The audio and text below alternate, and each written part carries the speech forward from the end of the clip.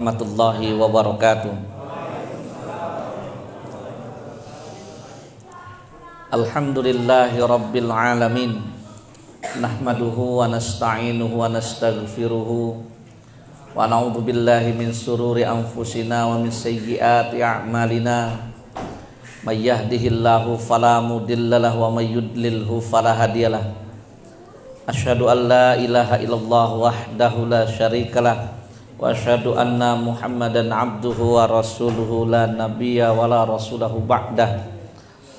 Allahumma salli wa sallim wa barik ala habibina wa qudwatina wa rasulina Muhammadin sallallahu alaihi wasallam wa ala alihi wa ashabihi wa man tabi'ahum bi ihsan ila yaumil qiyamah.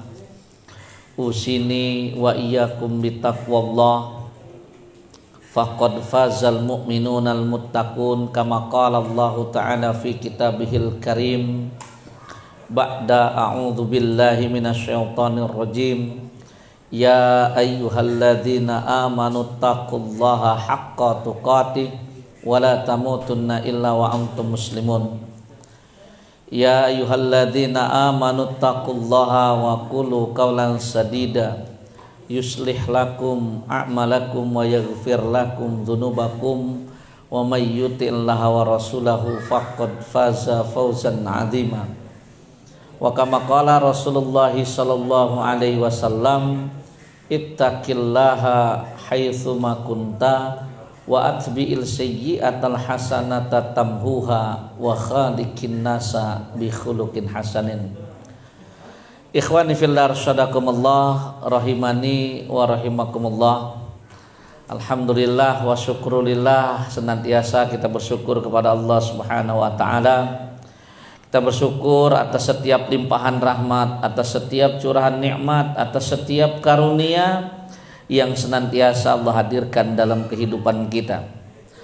Salawat serta salam semoga pula senantiasa terhaturkan dan tercurahkan kepada qudwatuna Nabiyuna Muhammad sallallahu alaihi wasallam. Semoga salawat serta salam ini pula tersampaikan kepada segenap keluarganya, kepada seluruh para sahabatnya, dan juga kepada semua para pengikutnya yang senantiasa istiqomah dengan keimanan sampai dengan yaumul qiyamah kelak. Amin ya rabbal alamin. Edisi tanggal 26 Rajab 1442 Hijriah, kembali kita bersua dan berjumpa.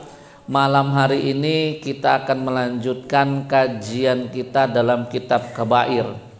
Terakhir kita sudah membahas Kabair yang ke-42, terkait tentang sifat nusus seorang istri kepada suami.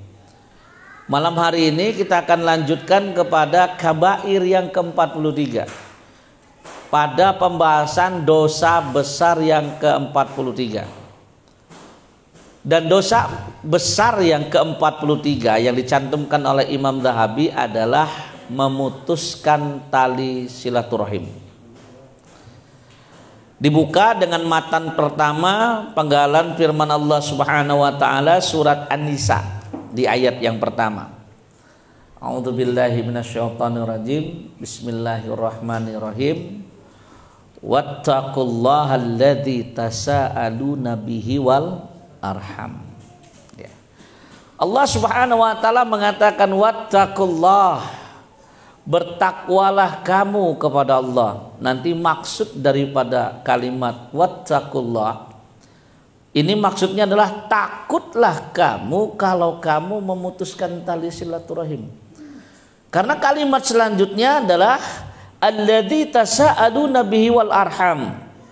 Ya, bertakwalah kamu kepada Allah yang kita atau yang kalian semua dengan mempergunakan namanya kamu saling meminta antara satu sama yang lainnya. Wal arham, peliharalah hubungan silaturahim. Ya. Ini matan yang pertama. Matan yang kedua adalah firman Allah Subhanahu wa taala surat Muhammad di ayat yang ke-22 sampai dengan 23. Kalau di ayat ini Allah Subhanahu wa taala firmankan a'udzubillahi minasyaitonirrajim Fahal asaitum in tawallaitum an tufsidu fil ardi wa tuqatti'u arhamakum. Maka apakah kiranya jika kalian tuh berkuasa, jika kalian jadi raja, jika kalian punya jabatan, jika kalian punya kuasa, ya, kemudian kamu akan membuat kerusakan di atas muka bumi, memutuskan tali silaturahim, kekeluargaan di antara kalian. Ulaikal ladzina la'anahumullah. Orang-orang yang membuat kerusakan di atas muka bumi. Salah satu bentuk kerusakannya itu adalah memutuskan tali silaturahim. Mereka itulah orang-orang yang dilaknat oleh Allah Subhanahu wa taala. Bukan cuma dilaknat, kata Allah Subhanahu wa taala, fa'afammahum. Ya. Mereka itu adalah orang yang ditulikan pendengarannya. Ya, wa'ama absarahum, dan dibutakan penglihatannya. Ya. Mungkin terdengar sedikit sadis, ya inilah orang-orang yang memang dengan kekuasaannya mereka, dengan hartanya mereka, dengan powernya mereka memutuskan tali silaturahim. Ya, ini dari firman-firman, nanti hadis-hadisnya saya bacakan sama saya.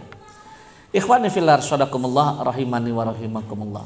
Di antara sekian banyak tanda-tanda ciri hari kiamat yang kecil, di mana ciri-ciri hari kiamat ini, kalau yang kecil ada yang sudah terjadi, ada yang sedang terjadi, dan ada yang akan terjadi. Salah satunya adalah pemutusan tali silaturahim. Ya, dan ini sudah terjadi di zaman kita sekarang. Bahkan mohon maaf, sebelum kita masuk pembahasan memutuskan tali silaturahim, Rasul itu pernah mengatakan dengan kalimat seperti ini. Ya. La takunu sa'ah hatta qatala rajulu jarahu wa akhahu wa abahu.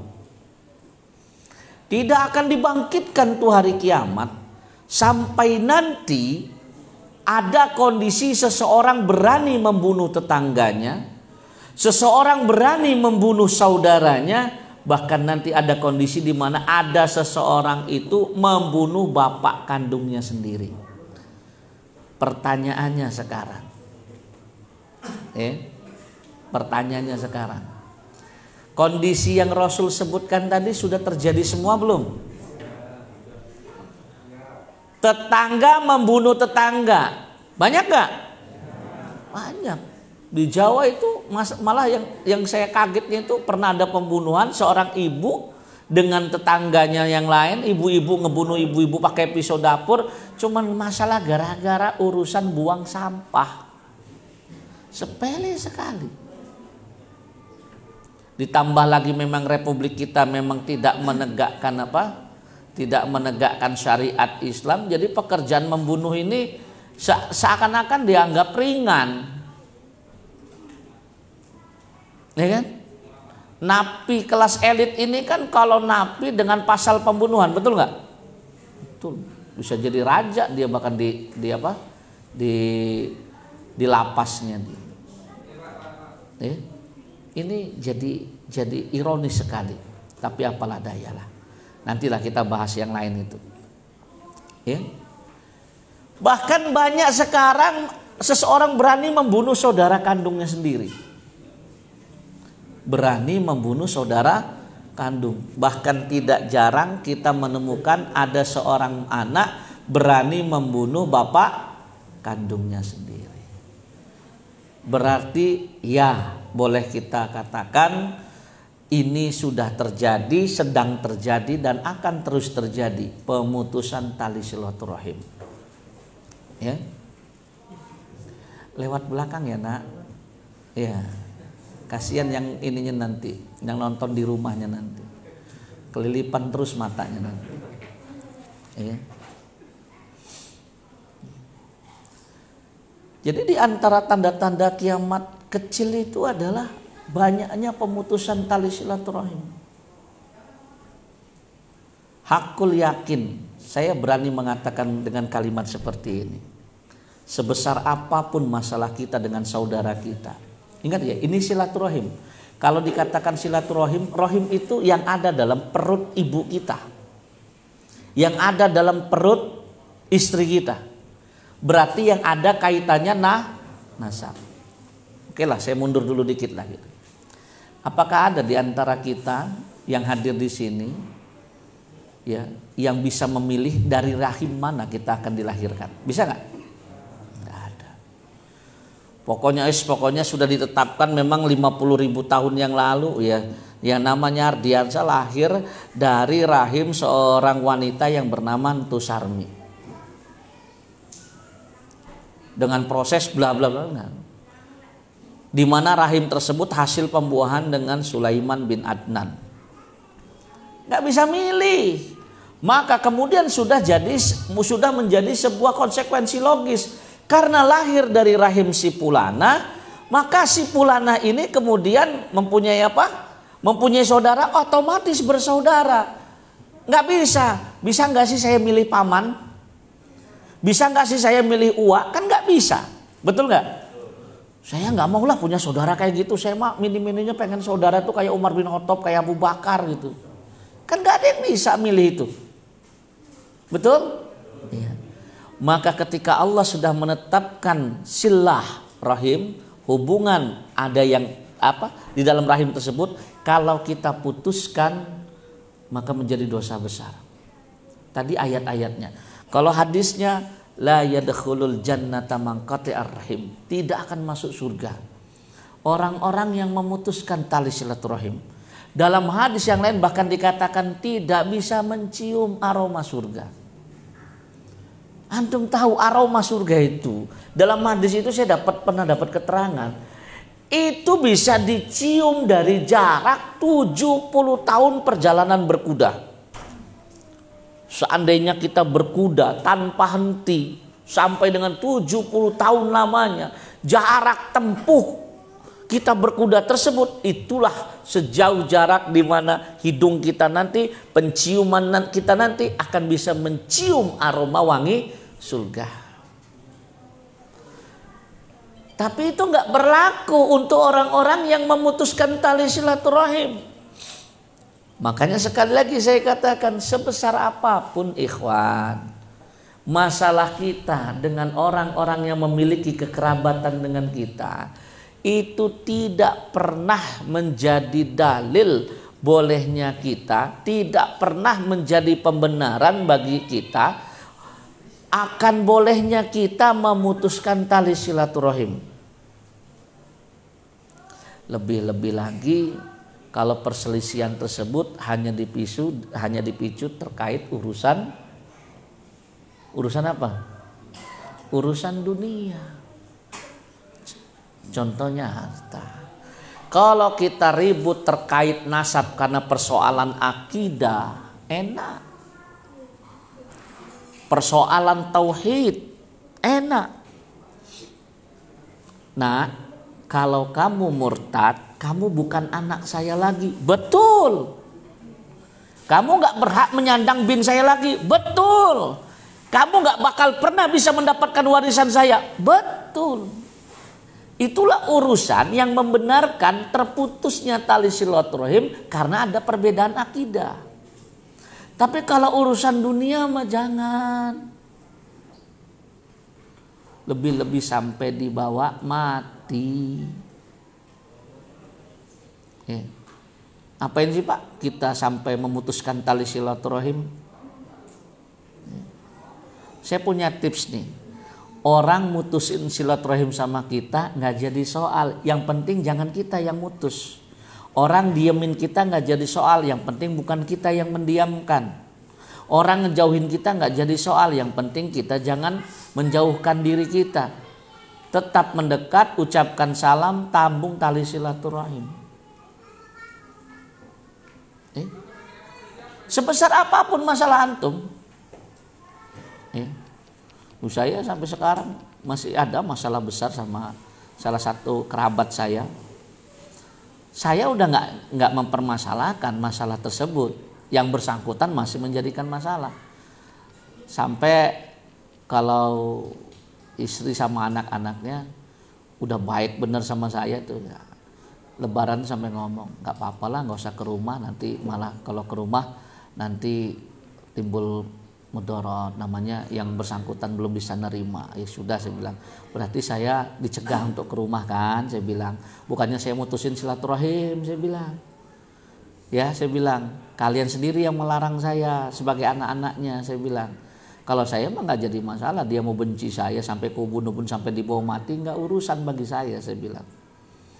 Yang jelas saya tidak mau memutuskan tali silaturahim. Udah jelas masalahnya. Rugi Pak kita mutuskan tali silaturahim. Ya, kerugiannya banyak sekali. Ya, coba kita mau bicara masalah apa? Bicara masalah harta. Ya, kita dirugikan sama keluarga kita. Ya, masalah bagi warisan segala macam. Ya, sudah nggak dapat kita karena dirugikan. Saking marahnya kita, mangkalnya kita ngucap bahkan dengan nama Allah. Demi Allah, saya nggak bakal injak lagi rumahnya dia. Kita pesan sama anak istri kita, demi Allah saya haramkan rumah saya ini diinjak sama si fulan. Permasalahannya harta dibawa lari. Terus di akhirat kita nggak dapat apa-apa karena perbuatan kita memutuskan tali silaturahim. Coba kalau kita legowo saja, ya kalau kamu nggak mau berlaku adil dengan saya silakan, kamu ambil harta saya silakan, hubungan jalan terus, ya kan? Kita nggak membalas kezoliman dia dengan kezoliman yang serupa, tapi di akhirat kita dapat balasan. Ingat ya, satu-satunya perkara dunia yang akan tetap Allah selesaikan di akhirat itu terkait masalah hutang dan perkara kezoliman seseorang dengan kezoliman orang lainnya.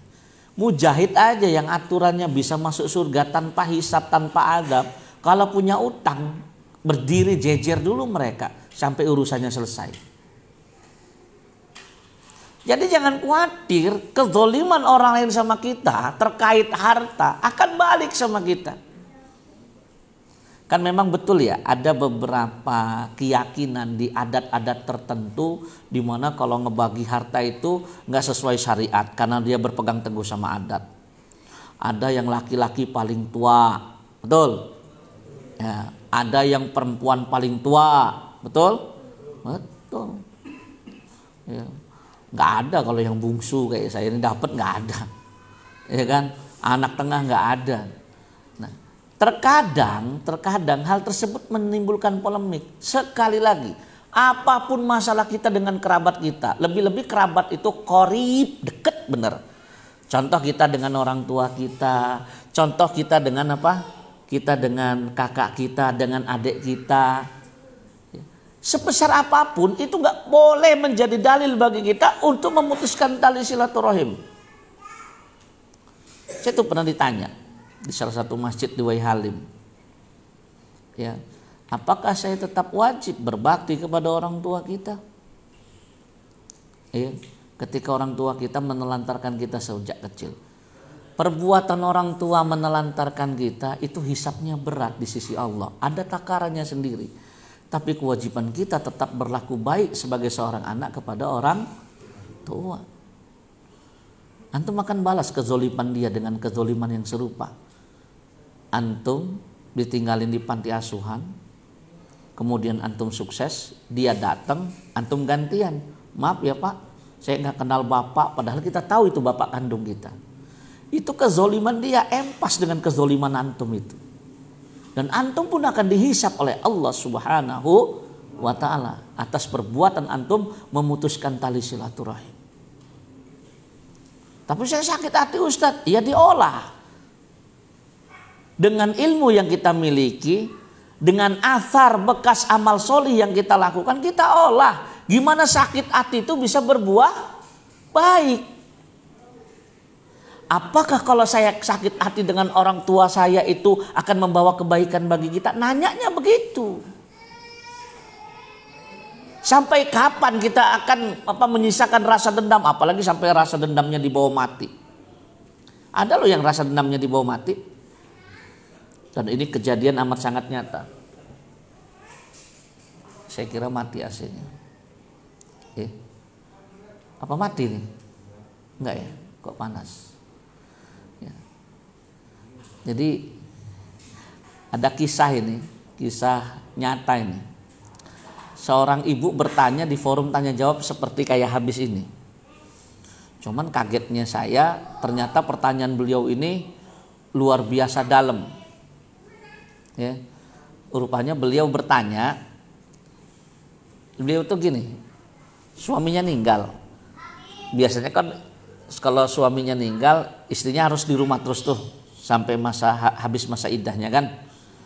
Ya kurang lebih 4 bulan lah. Ya. Setelah selesai masa iddah tuh rupanya dia tuh nyari majelis taklim. Kebetulan memang dulunya biasa ngaji sama saya. Datanglah ke majelis nanya, apa hukumnya melanggar wasiat suami yang sudah meninggal? Saya bilang ya tergantung apa bunyi wasiatnya. Wasiatnya ngeri. Wasiatnya berbunyi seperti ini. Aku wasiatkan kepadamu walaupun aku nanti sudah meninggal, rumah kita ini haram hukumnya diinjak sama si fulan. Gimana tuh Ustadz? Saya kan nanya dulu. Bu, saya bilang, boleh gak saya nanya? Si fulan tuh kira-kira iparnya ibu bukan? Begitu saya tanya itu mulai netes air matanya dia. Iya Ustadz. Oh udah paham saya. Ya, rupanya suaminya ini dendam sama saudara-saudara kandungnya. Bisa jadi yang saya baca terkait tidak dibagi harta warisan sampai akhirnya menutup diri, nggak mau nyambung tali silaturahim lagi. Sampai dia haramkan rumahnya diinjak sama si fulan yang merupakan jelas kakak dan adik beradik kandungnya dia. Sedangkan si istri ini orang yang amat sangat patuh sama suaminya. Di lain soal dia juga orang yang udah paham ngaji. Dilema. Saya tekankan, Bu, wasiat yang bertentangan dengan syariat itu gugur dengan sendirinya hukumnya. Kalau ibu melanggar, ibu tidak akan dihisap oleh Allah Subhanahu wa taala. Doakan agar suami ibu diampuni oleh Allah dengan wasiatnya. Tapi benar ya Pak Ustadz? Enggak Bu, saya pastikan insya Allah tidak. La ta'ata fi ma'siyatillah. Karena tidak ada ketaatan kalau dalam rangka bermaksiat kepada Allah. Allah memerintahkan kita menyambung tali silaturahim. Kemudian ada wasiat dari makhluk untuk memutuskan tali silaturahim. Ya harus dilanggar. Kalau orangnya masih hidup maka dia wajib membayar kafarat, melanggar sumpahnya. Kenapa? Karena ketaatan itu hanya dalam perkara yang ma'ruf, tidak ada dalam ketaatan bermaksiat kepada Allah Subhanahu wa taala. Ngeri ikhwan. Bau surga kita nggak dapat. Ya. Kenapa kita harus mendendam kepada mereka? Yang mereka ambil hilang dari kita di dunia, insya Allah kita dapatkan di akhirat. Diambil, lebaran masih tetap datang ke rumah mereka. Silaturahim ala kadarnya dalam artian ya daripada ngejaga hati ya kan. Ya kan, ya sudah ketemu salam segala macam, dah nggak usah ngabisin nyampe hidup kita dengan mikirin dia. Capek, dendam itu capek, betul nggak? Capek, bener. Dibuat enteng aja hidup ini. Kita berhak bahagia, hidup sekali nikmati kehidupan ini dengan bahagia. Ya, kayak fokus ngedengerin omongan orang, bodoh amat kalau saya mah, ya kan? Udah tahu kita hukumnya, kita ini hidup di dunia salah benar pasti akan menimbulkan kontra. Benernya jadi kontra orang, apalagi salah. Sudah fokus dengan apa yang kita lakukan. Kenapa? Karena Allah menghisap apa yang kita lakukan. Allah nggak mungkin menghisap kita dengan amal yang dilakukan oleh orang lain. Fokuslah kita dengan amalan kita. Ya. Enak kok diambil hartanya, ingetin. Hati-hati bang, kalau nggak adil. Ya kan, ini urusannya nyampe ke akhirat. Benar. Sampai di akhirat Rasul itu mengatakan orang yang bangkrut di kalangan umatnya salah satunya yaitu tadi.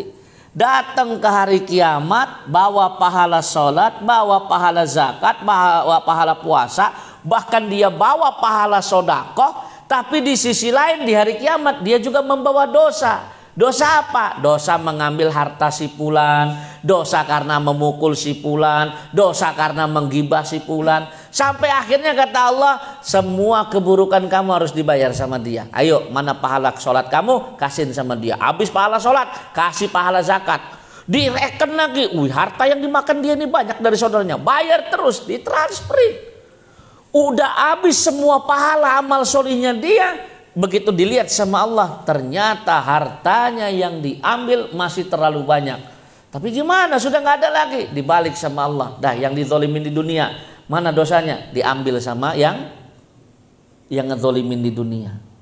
Enak kan? Enak. Makanya kalau dizolimin sama orang, jangan balas dengan kezoliman. Kita makan nggak kadang-kadang. Termasuk saya lah, jujur aja. Ya, wih antum tadi digibahin gini-gini. Iya tak? Wih, nggak mikir si Fulan itu. Kayak dia saking hebatnya aja. Saya tahulah dia tuh begini-begini. Jadi empas. Aturan tabungan kita.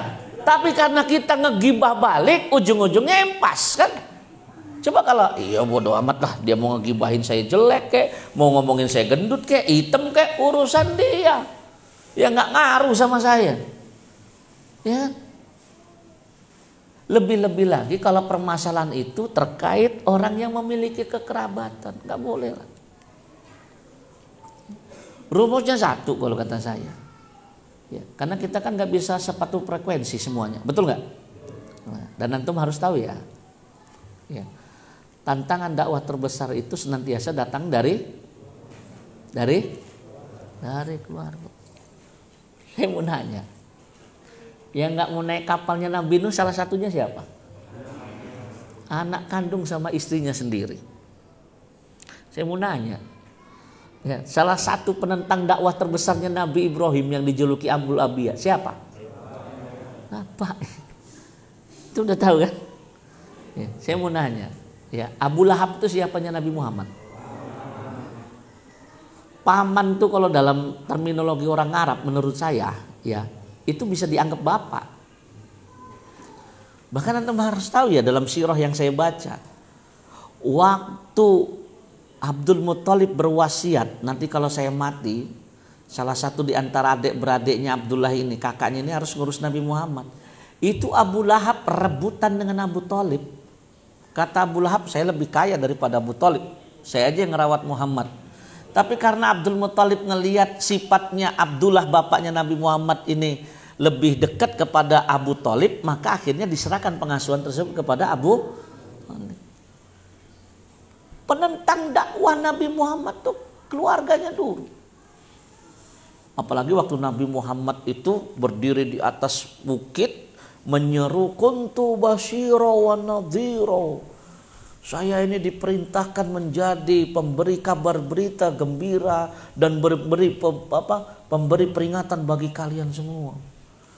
Waduh, Abu Lahab yang notabene asli uak kandungnya langsung nunjuk ke arah mukanya Nabi Muhammad. Tabban laka ya Muhammad alihada jama'tana. Itulah sejarah membuktikan bahwasanya yang menjadi perintang dakwah secara sunnah kauniyah itu dimulai dari keluarga terlebih dahulu. Susah kan berdakwah sama keluarga, betul nggak? Antum enak ngajak kawan itu, taklim yuk. Ini ada taklim nih, ini mau pembahasan kitab kabair, enak. Ngajak orang enak kan? Coba ngajak kakak kandung sendiri. Wangel kan? Baru ngaji sebulan udah jadi ustadz lu ini katanya. Ngajak bapak, ya nggak? Pak ngaji yuk, saya ini yang ngebiayain kamu, nggak usah nyeramain saya katanya. Betul nggak? Betul. Dan kita nggak boleh dakwah sama keluarga itu seperti saya dakwah sama antum. Antum ngeyel saya kasih hadis, nggak mempan saya kasih hadis keras sama saya. Sama orang tua nggak bisa. Pak sini ya Pak. Tadi saya taklim Pak. Rasulullah bersabda, bla bla bla. Bisa nggak gitu sama orang tua? Ayo lu makan aja mas minta sama gua kata bapak kita kan. Ya. Itulah beratnya dakwah sama keluarga. Makanya ketika Allah Subhanahu wa taala menurunkan firman Allah yang pertama itu Al-Alaq, surat Al-Alaq 1 sampai 5. Kemudian setelah itu Allah vakumkan ayat berikutnya yang turunkan peringatan Nabi Muhammad untuk menyeru keluarga terdekat terlebih dahulu. Wa anzir ashiratakal aqrabin. Muhammad berikanlah peringatan kepada keluarga terdekat keluarga terdekatmu terlebih dahulu. Maka ditawarkanlah Islam ini. Khadijah masuk Islam, Ali masuk Islam, Zaid bin Harisah masuk Islam. Dimulai dari rumah itu dulu. Kenapa? Kalau keluarga kita bisa mensupport kita, dakwah itu jauh lebih mudah.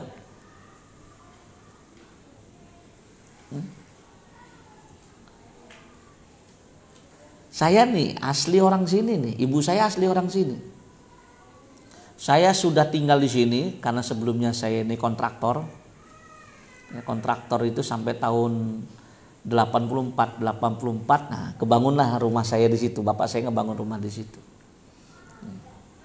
Jadi saya selesai wisuda itu 99. Saya habiskan waktu 2 tahun untuk melanglang buana ngajar dari satu pondok ke pondok yang lain, dari satu masjid ke masjid yang lain di sekitaran daerah Jawa Barat.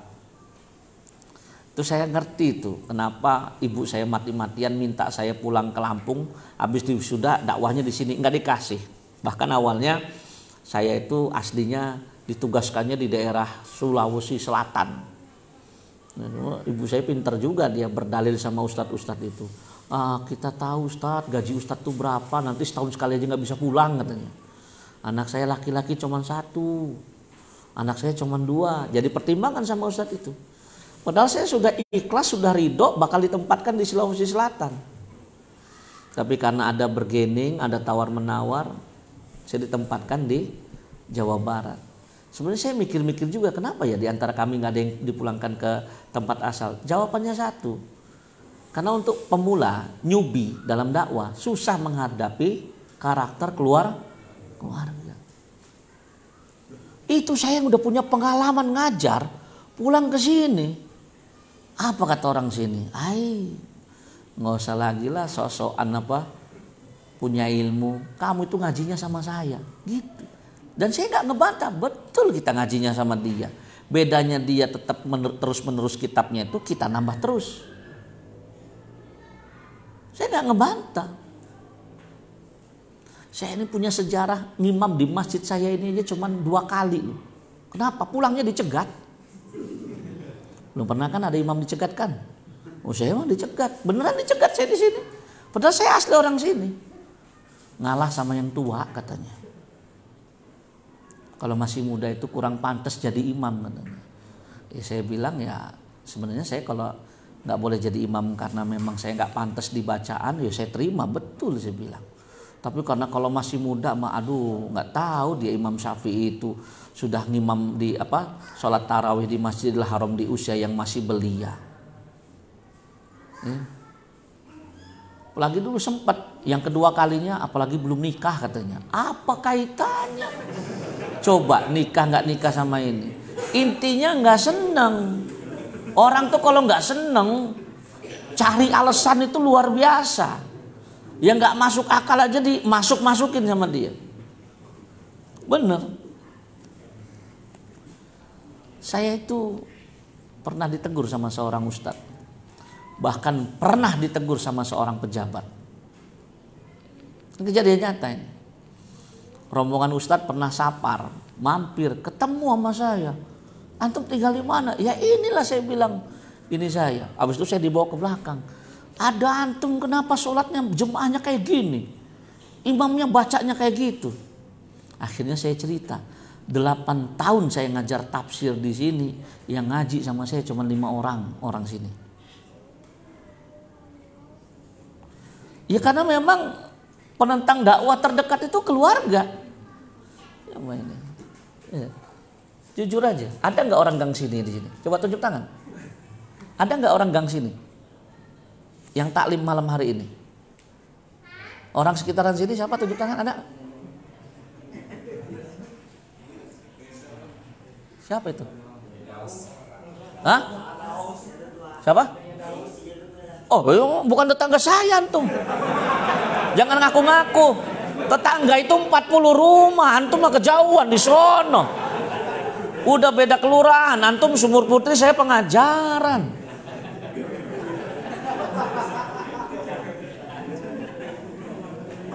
Ya. Saya tanya, yuk. Antum masuk gang ini nih, nggak ada satupun yang mau ikut dakwah saya, nggak ada. Dan saya anteng, kenapa antum bisa 5 orang? Oh pantes. Yang lebih heboh lagi pejabat. Ini bukan pejabat ecek-ecek, saya sebutin namanya antum pasti tahu. Ya. Bukan pejabat kadis, bukan ini. Ya kan, karena saya ngajar di rumah beliau kan bertahun-tahun. Begitu ini saya diajak ngobrol sama beliau ke belakang. Apa Pak? Saya heran. Saya tahu Ustadz ini ngisi pengajian di mana. Tapi saya lihat pas mau sholat tadi Ustadz di belakang aja. Ya kan? Terus imamnya maju. Terus saya baca, dengar bacaannya itu. Gitu amat Ustadz katanya. Kan ada antum katanya. Saya bilang, nggak kepake Pak saya di sini mah Pak. Kok bisa begitu? Ya jangankan saya Pak. Nabi Muhammad aja keusir dari Mekah. Betul nggak? Nabi Muhammad aja keusir dari Mekah, coba nggak kepake Nabi Muhammad di Mekah itu. Saudara kandungnya semuanya ada di Mekah. Itulah sunnah kauniyah. Tapi Nabi Muhammad nggak pernah mutusin tali silaturahim. Begitu juga dengan kita. Ya sudahlah, nggak perlu sakit hati. Kalau sakit hati mah sakit hati. Program Jumat Berkah aja kadang-kadang disuruh makan nggak mau, takut diracunin bener kayaknya. Ustadz lagi curhat enggak sih? Ngomong ke realita aja saya mah. Karena banyak yang nanya, Ustadz ke orang sini jarang bener Pak Ustadz ya disuruh makan di sini. Saya bilang takut diracunin sama saya. Kecuali kalau nerima daging kurban dari saya. Kalau bisa 2 kilo mau mereka. Ini realita. Makanya antum jangan heran ya kalau ngelihat saya di sini nggak kepake. Itulah sunnah kauniyah. Antum ngelihat saya ngisi pengajian di berbagai macam masjid. Di sini nggak kepake saya. Ngimam aja dicegat saya. Ya, padahal saya nggak pernah mengajukan diri saya. Kenapa saya nggak mengajukan? Karena saya juga sadar logat saya ini jelek. Ya, saya sadar diri bener nggak mau saya. Saya ngimam 2 kali itu karena terpaksa. Kenapa? Nggak ada orang lain. Ya Allah, saya bilang pada kemana nih? Rupanya yang lain itu pas maghrib itu diundang untuk yasinan tahlilan. Oh kan biasa, kalau belum habis sebatang kan belum bangkit. Ya kita begitu mau habis azan kita sholat ya, ada yang sholat qobliyah, ada yang sholat tahiyatul masjid, ditunggu-tunggu lama-lama pas ngelihat nggak ada lagi cadangannya. Udahlah Ustadz aja. Wih nanti masalah. Udah nggak apa-apa Ustadz aja. Padahal saya cuma ngimamin awalnya paling cuma 10-an orang. Begitu salam kaget saya, udah rame. Yang pembesarnya sholat sama dulu. Wah. Saya udah feeling nih, saya bilang nih, aduh bakal kena marah nih saya bilang gitu kan. Hari pertama, hari kedua, yasinan kan sampai 7 hari kan. Ya kan, bener hari kedua dicegat saya keluar dari masjid itu. Dia katanya, pakai bahasa Sunda apa. Bagus sih, tapi lain kali sih kalau bisa mah katanya. Ya kasih yang tua aja dulu lah katanya. Mau yang tua itu bacaannya misalkan ya Alhamdulillah ya kan? Huruf H jadi huruf H, beda kan jauhnya kan. Alhamdu pujian lillah milik Allah, alhamdu kecelakaan milik Allah. Beda H kecil beda H besar aja udah beda. Nah nanti yang kalau pengen ngebuktikan sholat subuh wal adiyati qadha dobha qadha katanya. Yang benar apa? Dobha, tapi di sini beda. Wal adiyati qadha. Saya pernah nyaut. Waktu saya nyaut itu maksud saya benerin kan, kalau itu kan harus dibenerin. Dobha dijawab lagi sama dia qadha katanya. Oh daripada saut-sautan, salah, sholat batal, yang waras ngalah, ya kan? Jangankan antum ya yang tertawa, istri saya nggak percaya. Ya sudah Mi, sesekali bener pas apa namanya itu, pas puasa. Sholat subuh saya ajak. Saya berdoa benar dalam hati. Ada istri saya kan mudah-mudahan baca Al-Adiyat benar. Jadi saya itu senangnya bukan main. Waktu imamnya itu baca wal adiyati qadha, tuh kan keluar kata saya kan. Ada ayat baru, nggak mau dikasih tahu itu. Orang baca latarawuna, dibaca latarauna. Pokoknya saya mah diajarinnya kayak gitu dari dulu. Kalau nasihat tuh nggak mau. Bahkan saya yang mencoba menasihatin dibilangin sombong kamu itu katanya. Punya ilmu begitu aja sombong. Padahal saya tanya, kalau orang salah panjang pendek kita nggak punya kewajiban untuk membenarkan dalam sholat. Tapi kalau salah ayat kan punya kewajiban. Betul nggak? Masa nunggu diem aja? Bismillahirrahmanirrahim. Wal adiyati qadha. Kan kita nyaut dobha. Betul kan? Betul. Masa mau dibolak dibalik? Kan salah ini. Ya. Kalau panjang pendek mah sudahlah, kita istighfar aja, ya Allah. Seburuk inikah saya diimami sama orang seperti ini? Ya. Tapi itu tetap nggak boleh menjadikan kita mutusin tali silaturahim. Karena bagaimanapun Allah yang menyambung kita. Ya. Saya mah jujur demi Allah. Ya, ngucapin salam nggak di sautin, saya cuma senyumin aja. Istri saya itu pernah di pasar buah itu nyindir saya, kasihan deh nggak dijawab katanya. Ya nggak apa-apa sih saya bilang. Assalamualaikum, saking pinternya. Kalau pengen ngomong mah, ya Allah udah jendel bego, saya bilang gitu ya. Buyan, saya bilang gitu ya. Padahal rugi bener dia dikasih salam. Orang ngucapin salam mah sebenarnya kan nggak wajib. Yang wajib itu yang menjawab. Tapi nggak mau.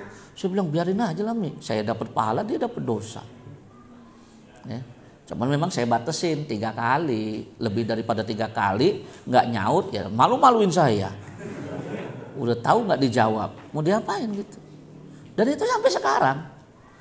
Makanya antum jangan heran. Ya kan?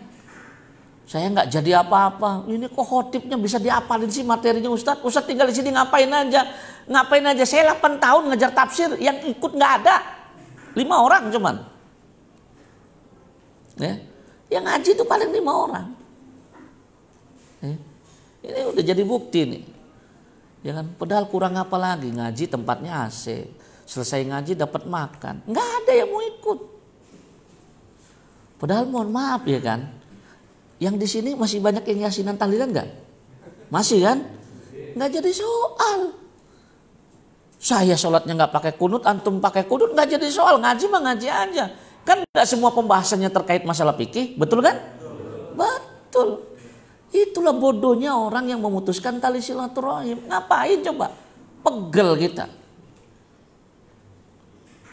Loh, saya itu udah pernah ditanya. Ustadz itu saya lihat sudah masalah fikih itu sudah lemah lembut sekali. Kenapa Ustadz ceritanya masih dimusuhin? Saya juga nggak tahu, saya bilang. Saya kalau sholat di belakang imam yang pakai kunut, saya pakai kunut tuh. Bener loh. Saya pakai kunut loh, nggak jadi masalah. Cuman bedanya orang ngundang saya yasinan tahlilan, saya nggak pernah bakal mau datang. Kenapa? Saya nggak bisa tawar-menawar urusan yang itu. Kalau urusan yang itu lana a'maluna walakum a'malukum. Tapi kalau silaturahim jalan terus, nggak jadi masalah. Ya. Anfaedah memutuskan tali silaturahim itu. Nggak perlu. Rugi di kita, ngapain? Ya. Santai-santai aja kita ini hidup ini. Ya, prinsip kita jalani kehidupan ini dengan benar, beramal solid, tauhidnya dikencengin. Kalau ada masalah yang sedikit khilafiah segala macam, kita mah toleransi aja. Saya mah nggak mau ribut, ikhwan. Makanya saya nggak pernah mau ngelarang. Ya. Misalnya antum nanya sama saya, Ustadz, menurut Ustadz Maulid Nabi sama Isra Mi'raj itu apa? Saya nanya sama antum. Sekarang antum bertanya kepada saya terkait sikap saya terhadap hukum atau terhadap hukumnya. Kan beda sikap hukum sama hukumnya. Betul nggak? Iya kan? Kalau sikap hukum saya, orang masih mengadakan maulid, masih mengadakan Isra Mi'raj, selagi di dalamnya ada faedah, saya biarkan sama saya. ada bentuk pengajaran, ada menyambung tali silaturahim, ada orang pengen sedekah, silakan. Tapi kalau antum nanya sikap hukumnya saya seperti apa, saya nggak mau ikut. Karena menurut saya hukumnya tidak ada di zaman Rasulullah Shallallahu Alaihi Wasallam. Tapi saya nggak mau larang, enggak. Saya bahkan pernah bilang nih, pemilik rumah Quran ini kan awalnya kan kakak ibu saya nomor 1.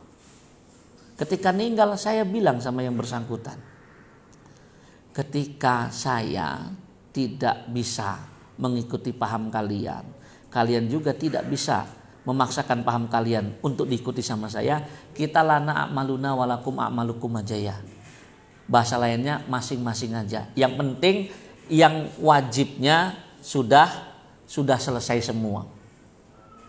Ya jujur aja, waktu yang punya rumah meninggal ini sakit, nengok juga alhamdulillah nggak kosong, paham ya?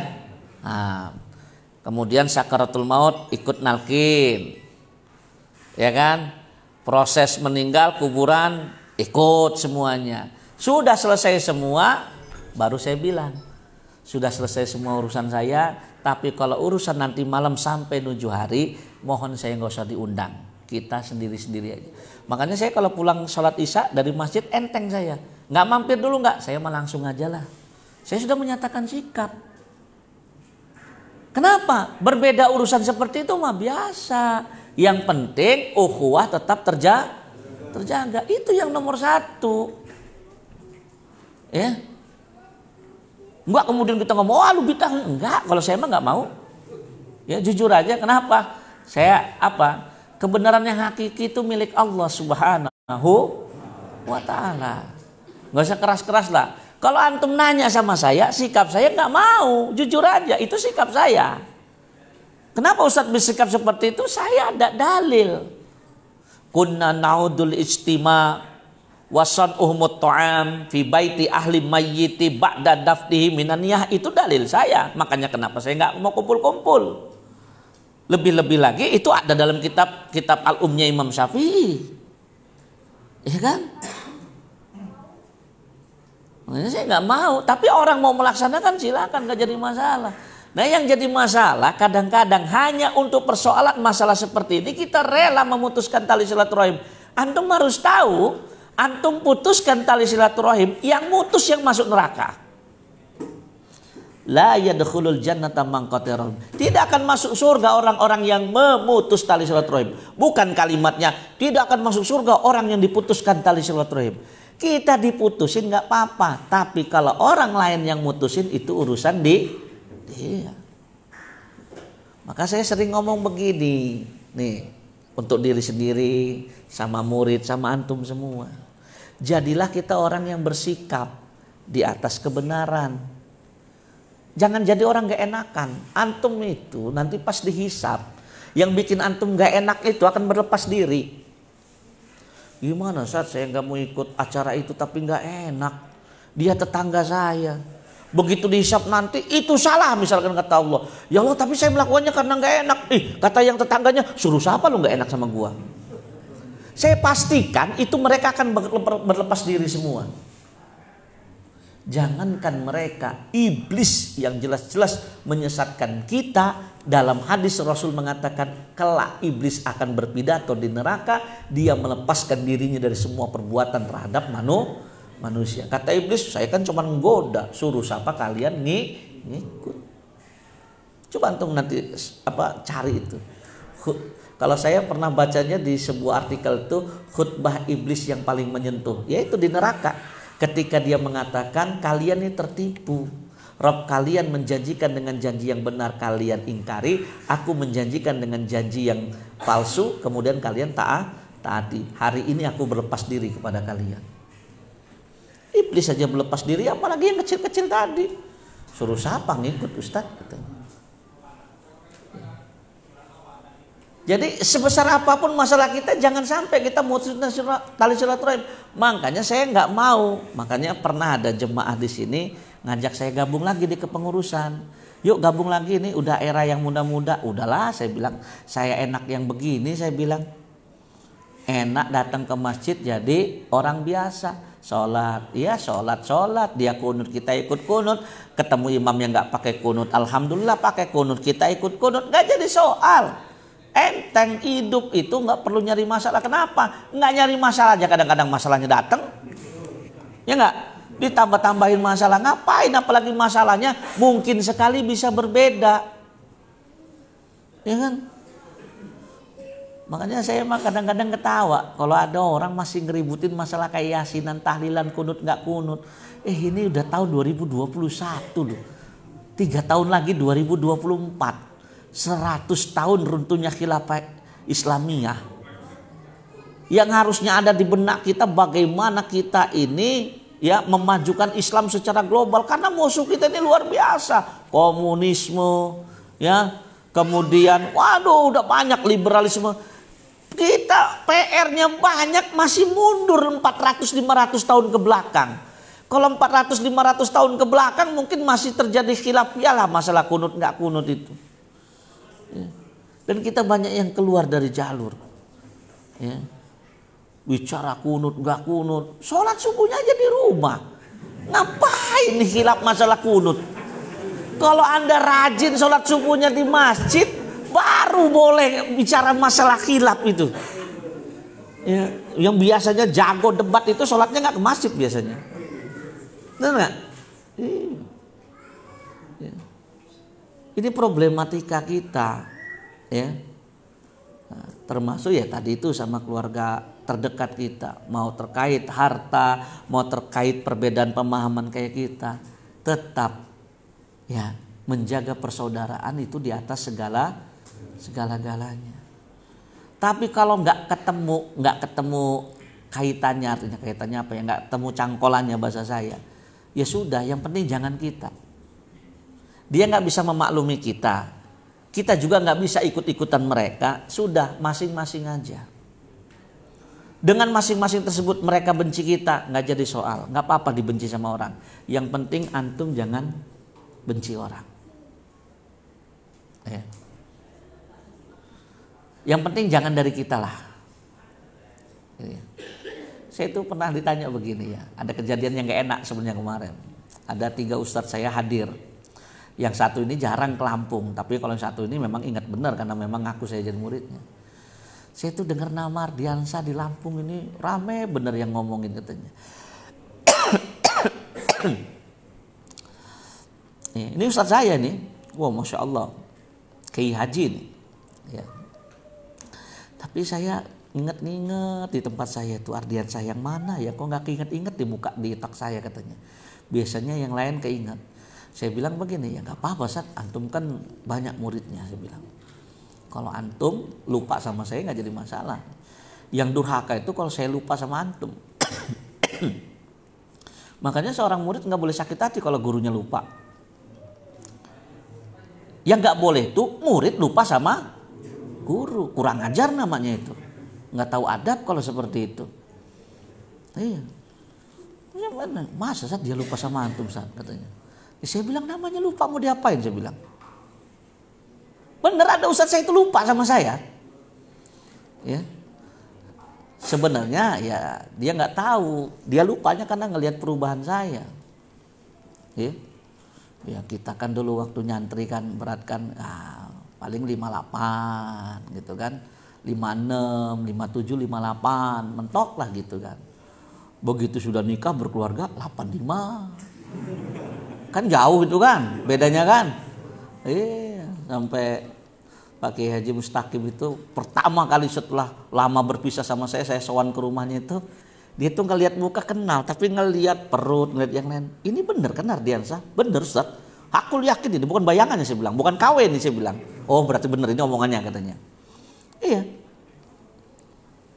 Jadi orang boleh benci kita. Orang boleh putusin silaturahim sama kita. Tapi kalau kita nggak ada hak di hadapan Allah untuk memutuskan tali silaturahim, karena Allah yang punya rahim, ya Allah yang punya rahim, Allah yang ciptakan rahim. Kita nggak punya hak untuk memutuskan. Makanya wajar kata Rasulullah, orang-orang yang memutuskan tali silaturahim tidak akan bisa mencium aroma surganya Allah Subhanahu Wa Taala. Semoga kita semua dijaga oleh Allah Subhanahu wa taala dari perbuatan memutuskan tali silaturahim.